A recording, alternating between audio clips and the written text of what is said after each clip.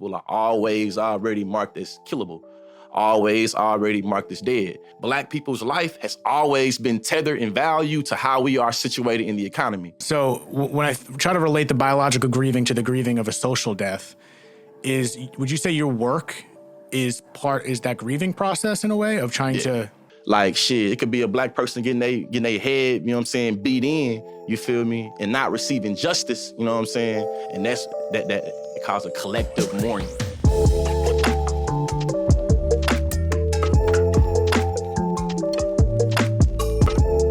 My question when I asked you off mic was about how the experience you've had around death in your life and how that's shaped you or has put you on the path that you're on right now. Mm-hmm. And you brought up Afro-pessimism, right? Mm-hmm.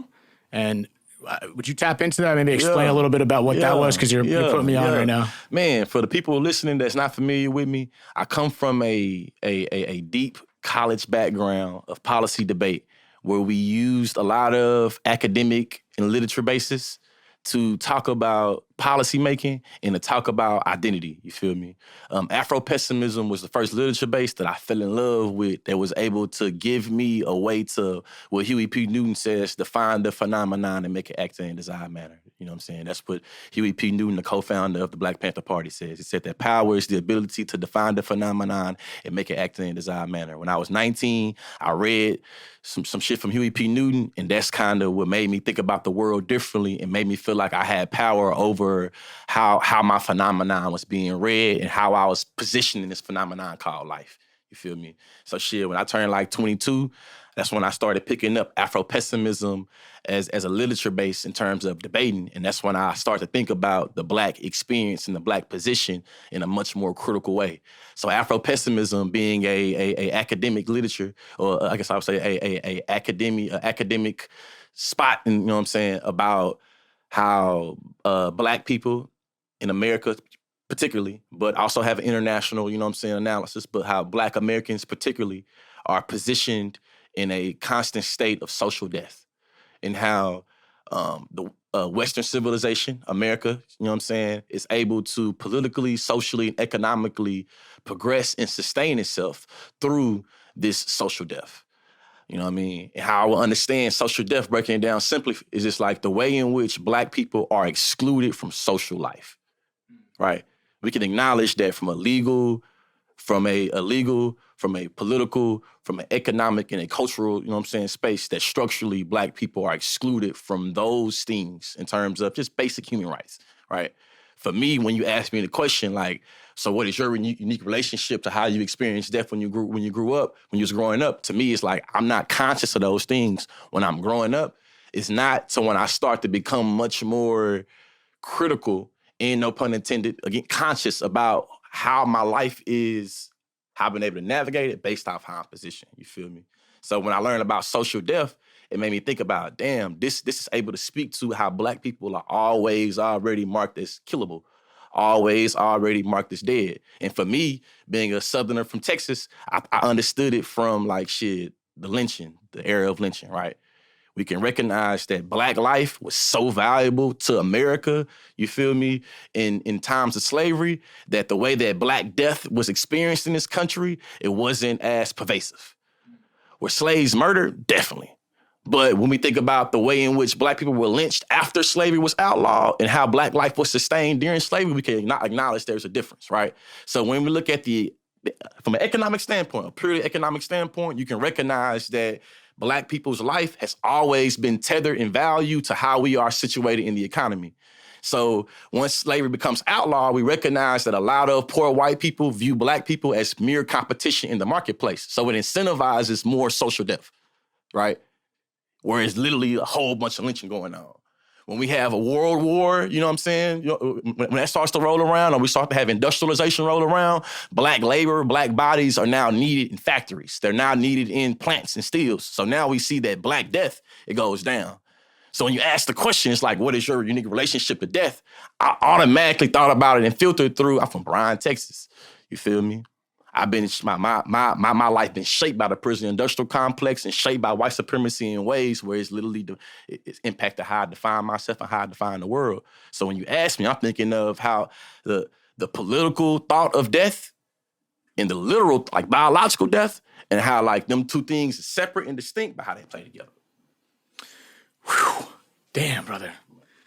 And that implication of, you hit the nail on the head when you said biological death, because clearly that's, I think, the first assumption when people talk about death, but there's clearly many forms of death. So even though you're alive, you could be living a life that is not quite alive in many ways.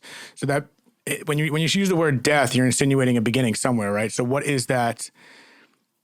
Where did it start? Like, is it, you saying was it slavery? Is that what you're alluding to? Like that's the day one death? Yeah. Afro-pessimism contends that the slave got onto the boat, or Africans got onto the boat as African and got off the boat as slave, as black. And contends that black people experience a ontological death. Ontology being a fancy word for being and becoming. You feel me? So the way that black people be and the way that black people become is structured by the Middle Passage, the triangle trade, when we took African people from Africa and brought them to the Caribbeans and then shipped them from North America to South America to Europe, saying that black people experience a certain natal alienation. You know what I'm saying? And how, you feel me, and how we experience the world. Natal alienation being, I have a master's degree in human relations, and I can acknowledge that conflict is a integral part of the human, you know what I'm saying, experience, right? I can acknowledge that in Scotland, lowlanders and highlanders fought each other, you know what I'm saying? I can acknowledge, you feel me, that, you know what I'm saying, William the Conqueror was the last person to invade England and this, that, and the other, right? What I also can acknowledge is making unique distinctions, you know what I'm saying? What's different about chattel slavery that black people experience is that the entire world viewed black people through the eyes of the slave master. Natal alienation is how black people become separated from land, from culture, from language. You become a people of no land, a people of no culture, a people of no language. Now it's not so much you go through a constant state of otherization that your body is a fungible thing that can be used to make to better whatever life it is. You see what I'm saying? May it be emotionally or may it be like materially. And I feel like just, you know, going back to something simple as Huey P. Newton saying, define the phenomenon and make it act in a desired manner. Afro-pessimism gave me the language to speak to the black experience in a way that I feel like I wasn't able to use. When we think about racism, we think about that shit in terms of like the political economy of racism, i.e. racism makes money, right? Afro-pessimism gave me a way to understand the libido economy, the economy of emotions and the economy of feelings, and how anti-black violence is also driven through that understanding, you feel me, of libido violence. We can acknowledge that when a slave master is flogging and decapitating the slave, that's not going to no economic, you know what I'm saying, advantage. But we can acknowledge that there is something libido, the feelings, emotions, the economy of that's cathartic, that made where a person is incentivized to do crazy things to black people, right? To me, Afro-pessimism was a way for me to really understand political, socially, economically, how I can build. And I view it as more of a description of the world. And for me, ideologically, I view like Afrofuturism as almost like a prescription to kind of move through the world. You feel me? When you talk about, so with all this kind of put together, when you talk about, a sociological, a social death, and you relate it to a biological death, there's a grieving process. This is such a different perspective because this is generational. This is collective. You know what I mean? It's not just the grief of one person. Yeah. So when I try to relate the biological grieving to the grieving of a social death, would you say your work is that grieving process in a way of trying to bring back to life? Like what is the transition and what is that grief process of social death?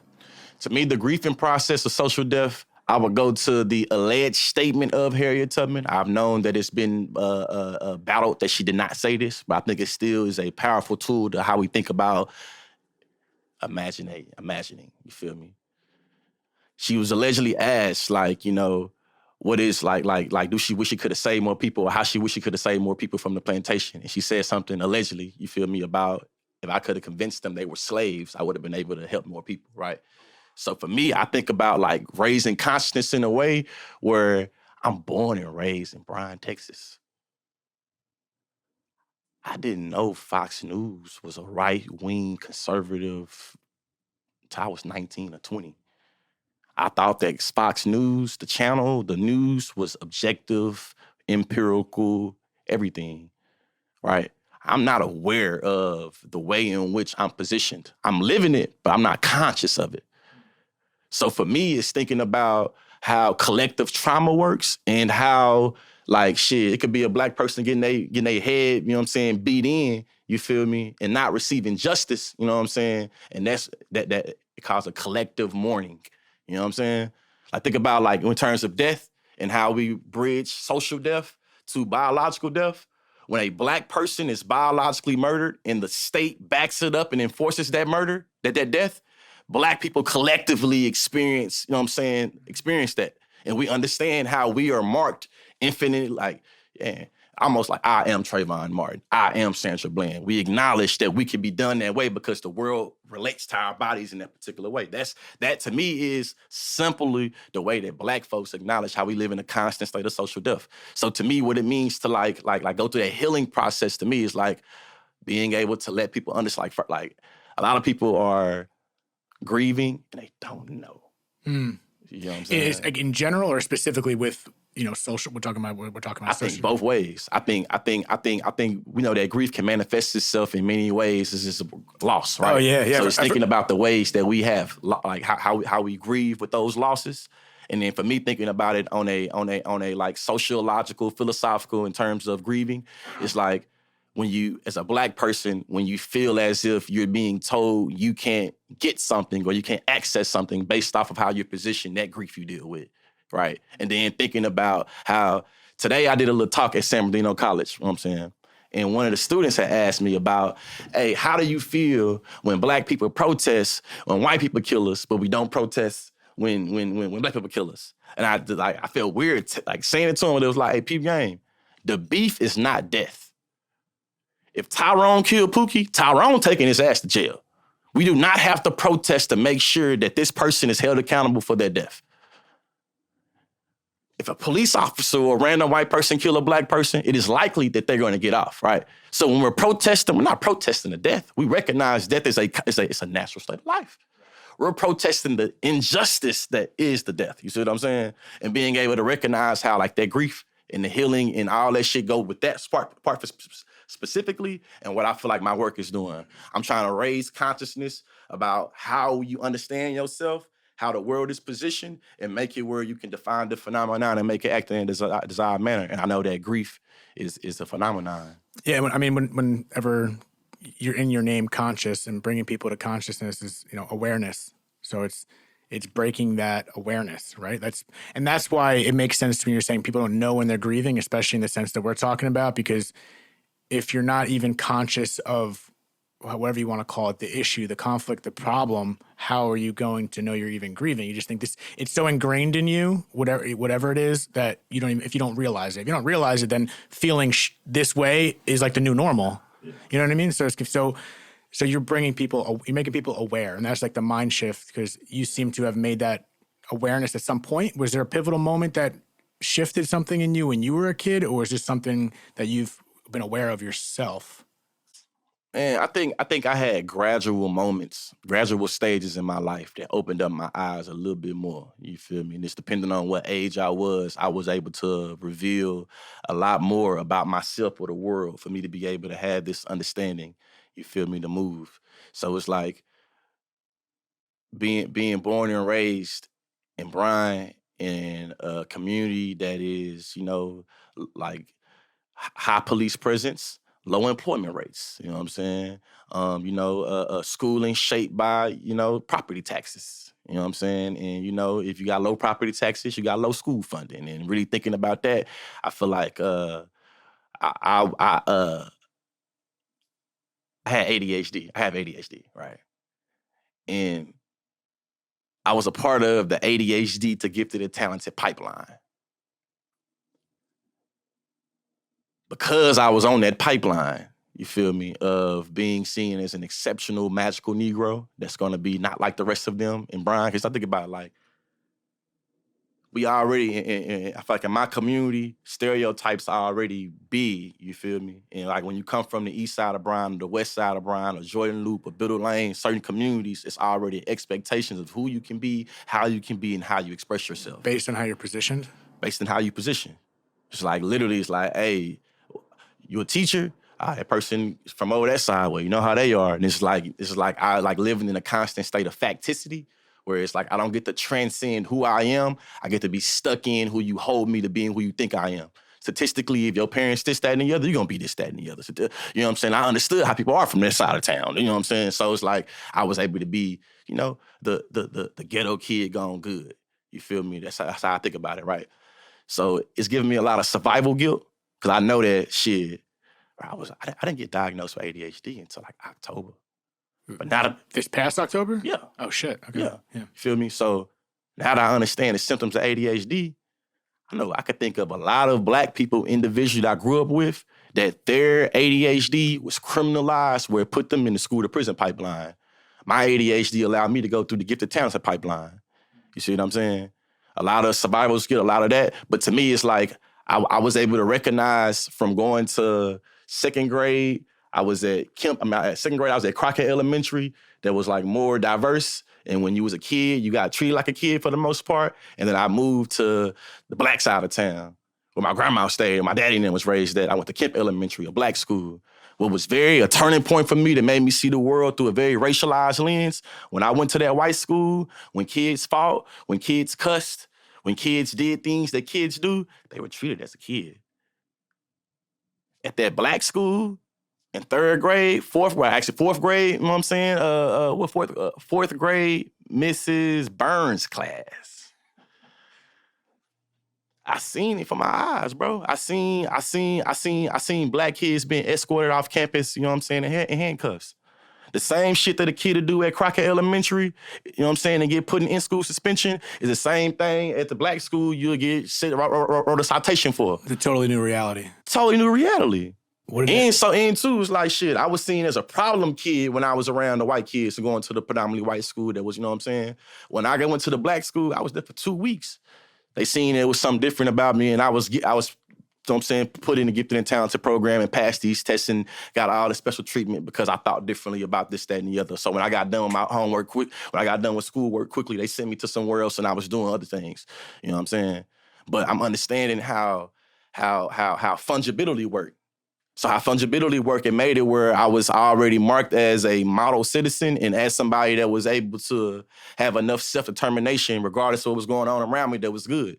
And it made it where my value, like my life at fourth grade, I had more value, a unique value to my school compared to the other black people, and it was understood to me. And think about it, like this is my experience of a 4-week period. 4 weeks, I'm in fourth grade.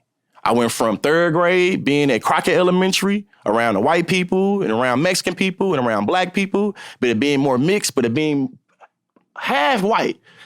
25% black, probably 25% Mexican, if I'm, you know what I'm saying, rough estimations. At Kemp Elementary, I can tell you it was one white person. Shout out to my boy Trevor French. You know what I'm saying? That's the one white person I went to elementary school with in 4th and 5th grade. All black, you feel me? That all black school, I seen how we was rendered socially dead. And that really made it so it's like, I can keep on going, but that was 4th grade, you feel me? Or the first time I got called an N-word, you feel me? It's like, you know, I feel like those times was shit that really, you know what I'm saying, really sparked it. But that Huey P. Newton book, though, was a thing that made me feel like I do something about it. That was a thing that made me feel liberated and empowered. At first, it was a saying down south, man, it is what it is.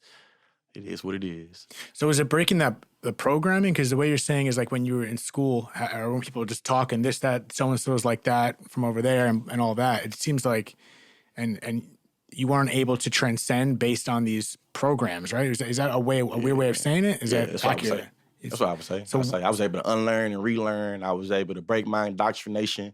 I was able to think outside of the confines of how I was taught to think about the world.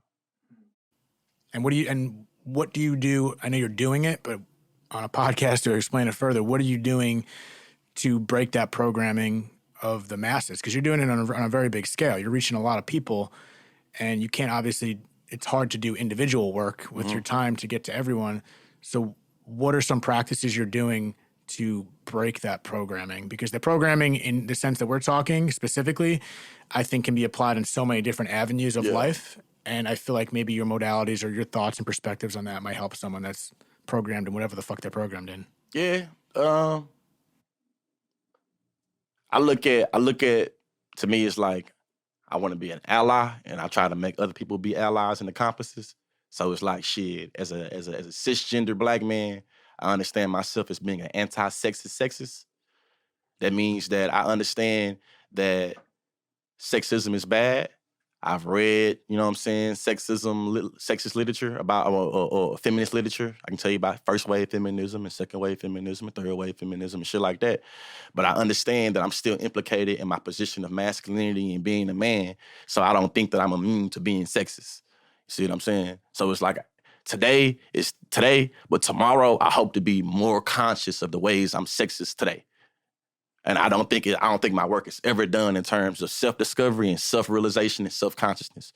So for me, it's like, if I'm always trying to grow and be a better person than I was yesterday and be able to understand more how I'm implicated in somebody else's progression or not, you know what I'm saying, getting in the way of that progression, I think I'm doing the work. And I think that I'm living by what I'm saying. And I think I'm, you know what I'm saying, doing it. So for me, it's like, I'm not going to say nothing on social media that I haven't already thought about a lot of times. And because I come from a debate background, I'm not going to say nothing I can't defend.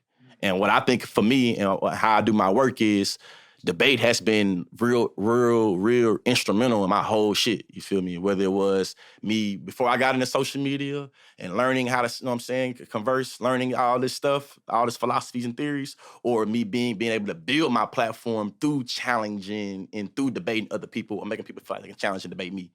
So I feel like for me, it's making it where everybody think they can debate until it's time to debate. So that's how I feel like I've been able to plant different seeds and grow my platform because, hey, today I might be debating you about racism. Tomorrow I might debate you about heteronormativity. The next day I might debate you about ableism. The next day I might debate you about Islamophobia. You see what I'm saying? But because I did debate in a way, it made it where I was able to find my passion and find what make me tick, find what I can hyperfixate on as an ADHD person. You feel me? Somebody on that neurospicy, you feel me, spectrum. I know what I like. And I know if I can find what I like, I know I'll be good at it. That's how most of my life been. So it's like, shit, this is what I like. I'm good at it. I'm good at speaking to it. Make me feel alive. That debate, man, the debate I think is so important. And because I think this is maybe generalized, I don't know, but the idea of debating comes off as like contentious. Oh, they're debating. No, I think the debating is so important, especially to what we've been discussing, because if there's a mindset of being programmed that you can't transcend to being, you know, something even better than you'd ever dream of, then debating is an opportunity to see another side. And that's it. And it's like, it goes back to, again, to your name, consciously, is raising awareness. The only way to be aware is to be presented another idea, another thought. And what better to do that during debate? And if people could see you in live action debating two ideas, doesn't have to come off as contentious. It's exploring ideas and you can learn from each other. And that, to me, that seems like such an ultimate part of raising awareness, is to hear other sides of the coin. Yeah, definitely. And I think that it builds community. And when you think about debate outside of the taboo, you recognize that conflict breeds innovation.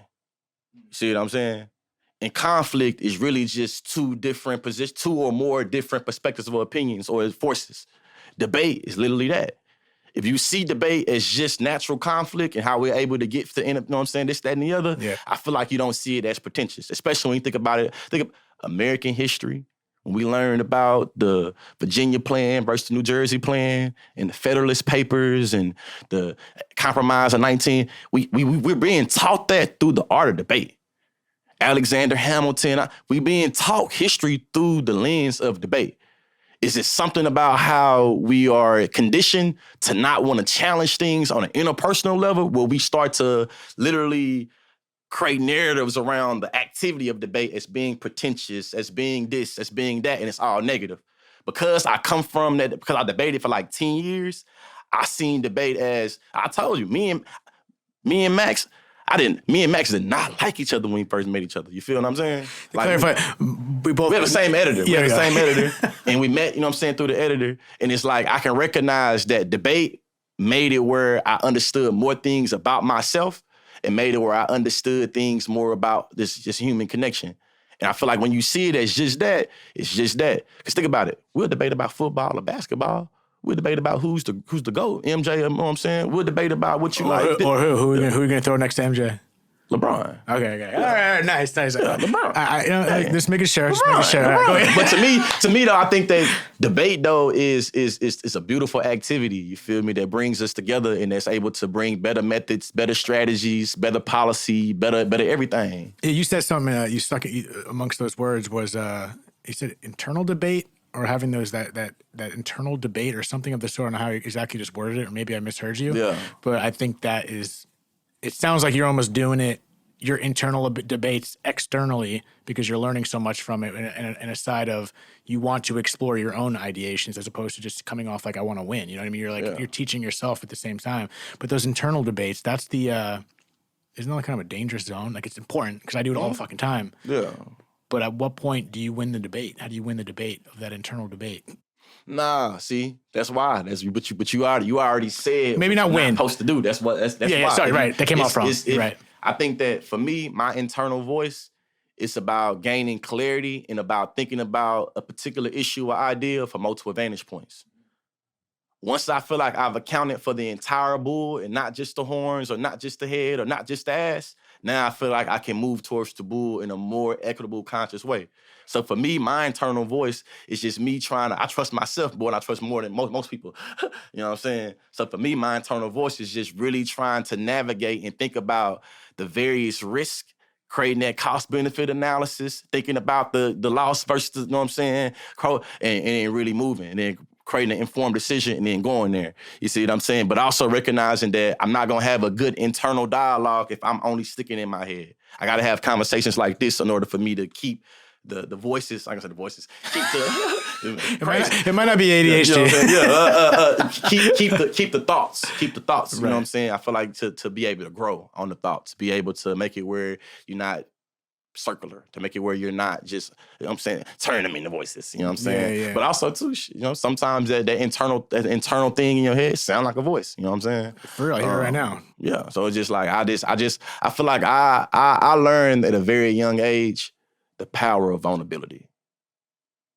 And I think that that's like my superpower.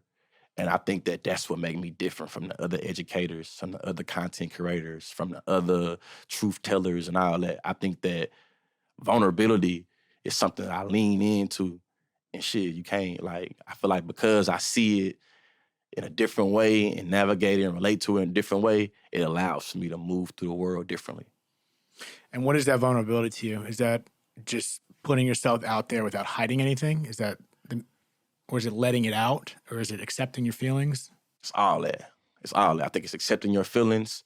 I think that it is being transparent. I think that it is being very genuine and sincere with your fears. You know what I'm saying? With your hurt, with your trauma. Like, I know as a Black man, there are a lot of things that I'm conditioned to not speak about in terms of feelings and emotions. Any specific emotions? Yes, specific emotions in terms of fear. Fear in general. I know that for a Black man to talk openly and publicly about fear, especially outside of like race, if I talk about like trauma, I talk about, you know what I'm saying, you know, it's ADHD, thinking about something like that, right? That allows for confirmation bias. Black people are already seen as inattentive. Black folks are already seen as impulsive. Black folks are already seen as forgetful. We already seen this, you know what I'm saying, these different ways. So I can see how, you feel me, a lot of different things, sometimes like mental health specifically, the feelings around mental health. I don't think that publicly there is a safe space for Black people, you know what I'm saying, Black men, Black women, Black gender nonconforming people to talk about feelings and emotions from that level of mental health. I don't give a damn. You know what I'm saying? I know I'm gonna lean away from F-bombs. So, you know what I'm saying? I want to say, but you feel me? Like, I don't care about that. And for me, it's like, when I'm hurt, I have no problem with expressing my hurt. When I want to cry, I have no expression. I have no feeling. I will cry.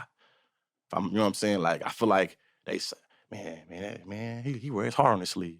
Like, to me, that's a part of vulnerability. It's like, hey, how I feel is how I feel. And it's my feeling, not yours. So I would never feel ashamed or embarrassed about how you feel about my feelings. All right, what does it do to you anyway? Yeah, but I know how we condition those to make it where a lot of the things we express is based off the perception of other people. And because I'm willing to be vulnerable and willing to deal with that rejection a little bit, it make it where I can move and navigate a little bit differently. I don't have cool walls the way other people have. I'm not perceptually worried about seeing as cool because I feel like I am that. It's not on me, it's in me, and it is what it is. And because I feel that way, I have no problem with exploring myself in all the ways and expressing myself in all the ways. That's the thing. There is a big difference between, because we can lie to ourselves all day, and you can I feel like there's moments where I accept how I feel about certain things that I might initially not want to make in an outwardly expression to someone. But there's a real ass thing, that transition of once you outwardly say it and someone else finds out, it's like it is a real feeling of release. And I think that is so important to the healing process, no matter what we're dealing with. And it takes a lot of balls. Especially, I don't have any understanding of your feelings towards, I mean, anything really, to be honest. Like your feelings, but especially with your culture, it's like I don't live that life. Yeah, I'm trying to build cultural competency though, man. That's the concept that I hope the people listening to this is acknowledging a few things that I feel like I want to make sure it's very clear. Afro-pessimism as an ideology and academic base, there are multiple Afro-pessimists. There are multiple internal debates going on with Afro-pessimists. The second thing I want to acknowledge is there are Black people in the academy that vehemently disagree with Afro-pessimism, saying it's too pessimistic, saying it over-essentializes the Black experience, saying that. So I want to acknowledge for the multiplicity of Black thought, Black people, and the Black radical tradition when it comes to thinking about liberation. You feel me? The third thing and last thing, you feel me, I say is the reason why I do the work I do is because I believe that we lack cultural competency and cultural literacy.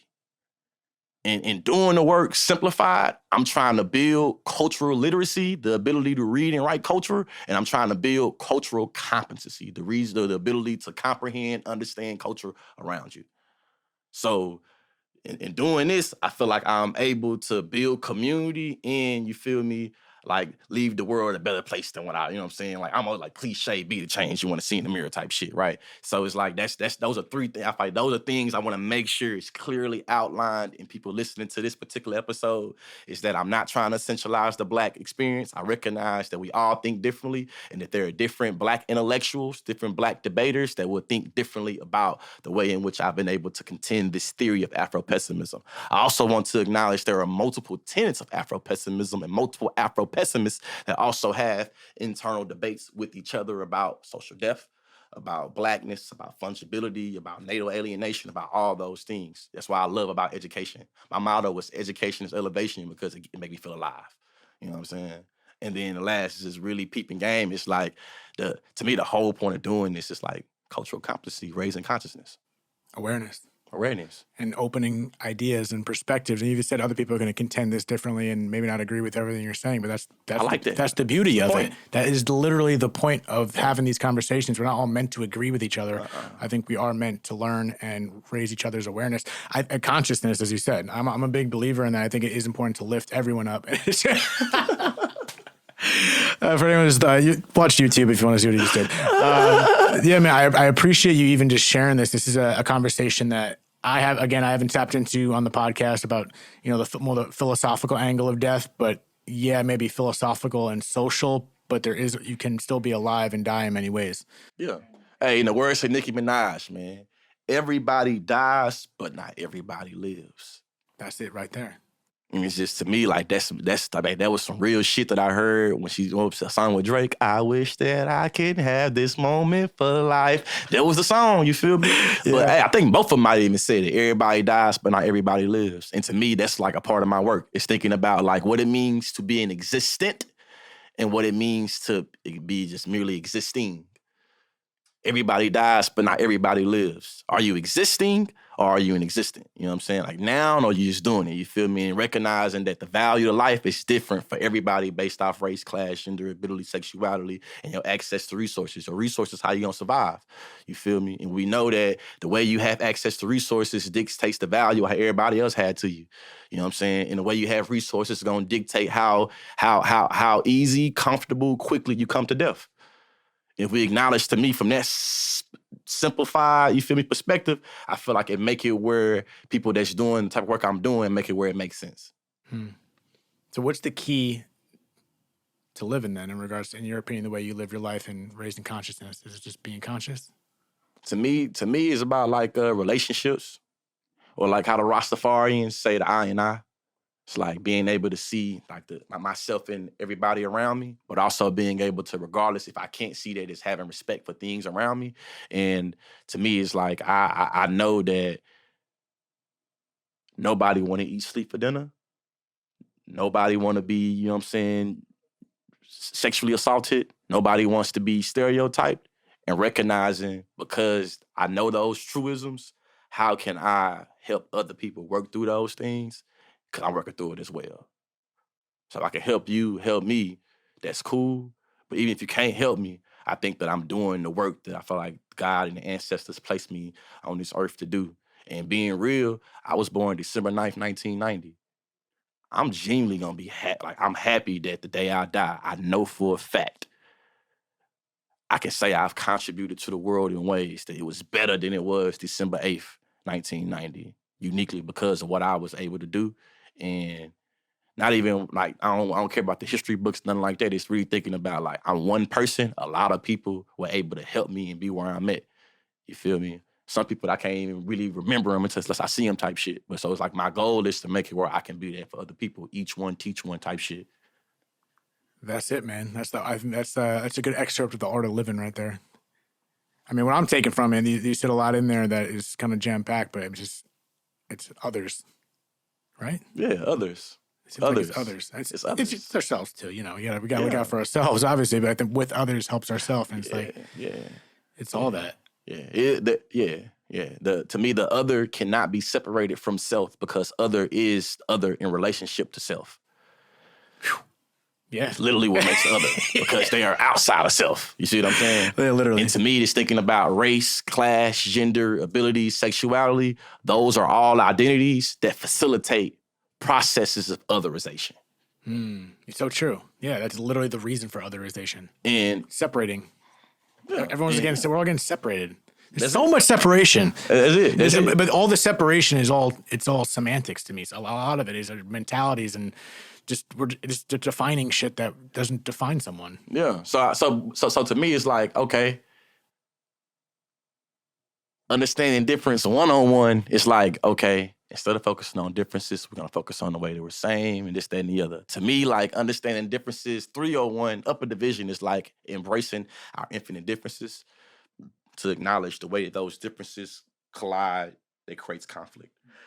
I think that if we acknowledge infinite difference and we're celebrating the infinite ways that we're different of each other, that right there, I feel like completely restructures how otherization works.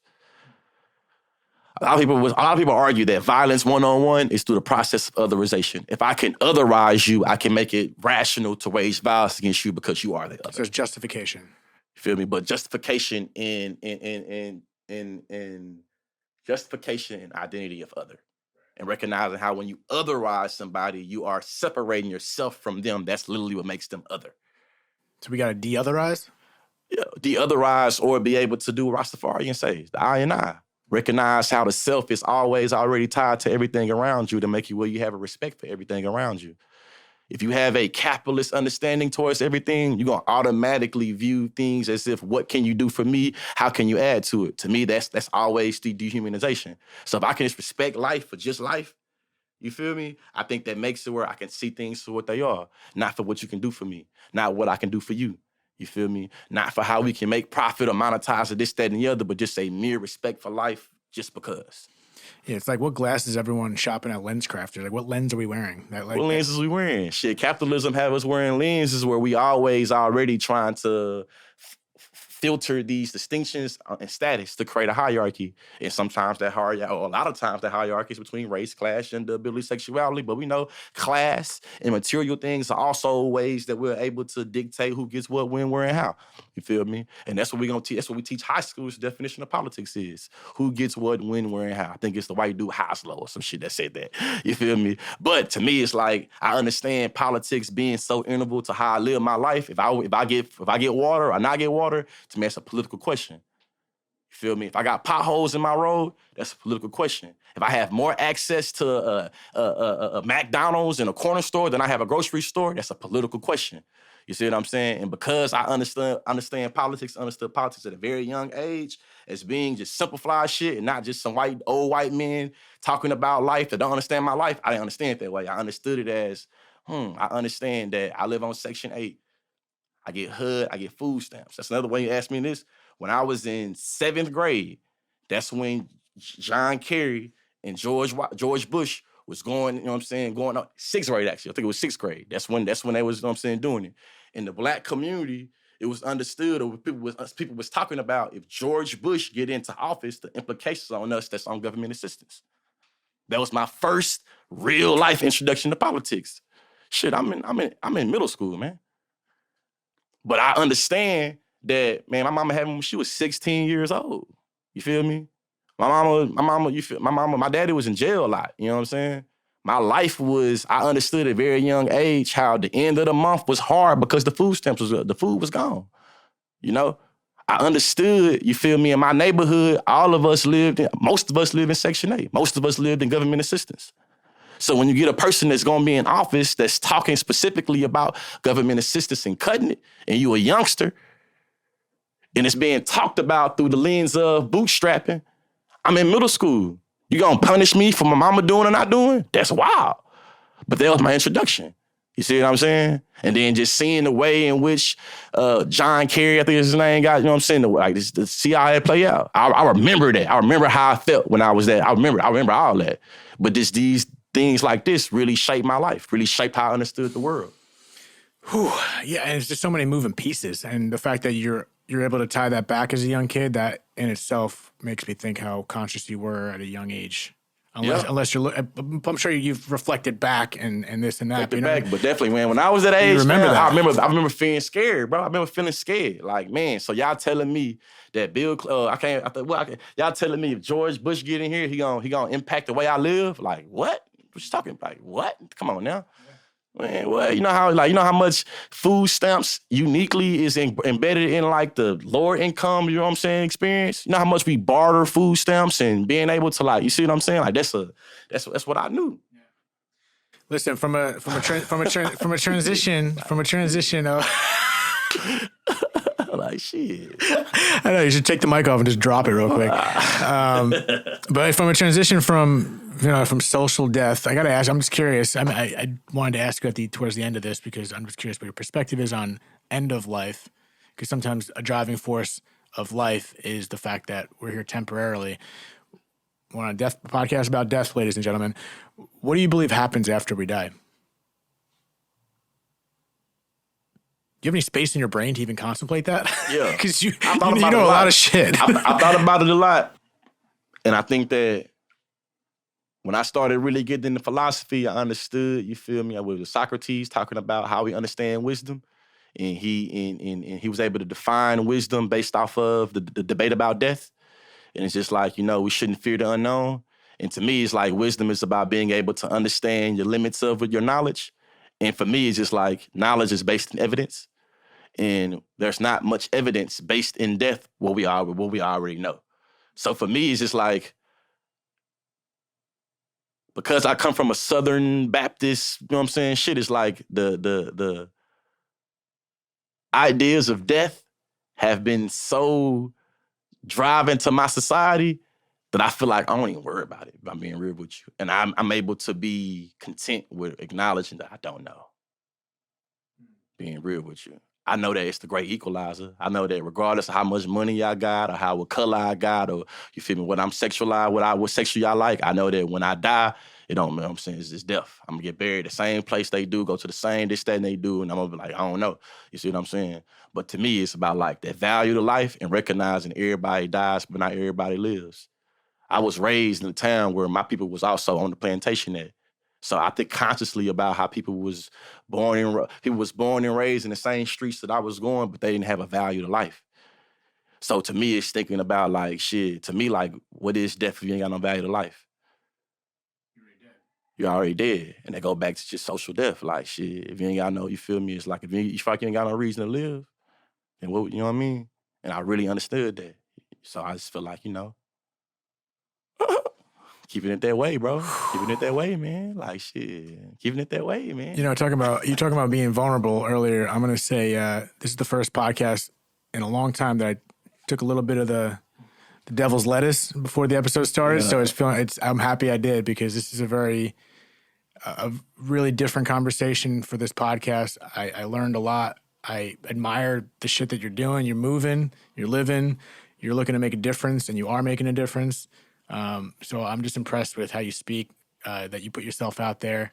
You just seem as real as it gets, even though I've only known you for like an hour and a half at this point, whatever it's Yeah. been. Appreciate it, man. I appreciate you, and it's only up from here. And I want to thank you for being on here. And Thank you for this opportunity, man. yeah, but before we get out, if you have any other last words you feel like saying and/or plug, tell people where they can find you, and maybe square up that shirt for that camera too. Actually, Yeah, man. I got theconsciously.com.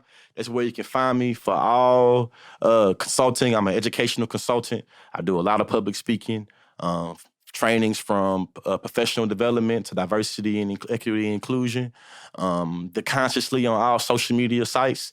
And, tap in with me. I love educating. I'm a life learner. My motto is education is elevation.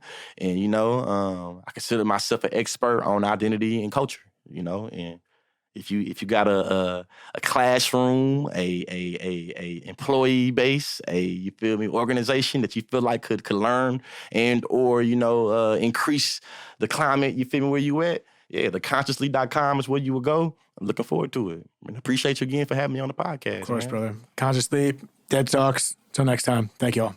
Peace.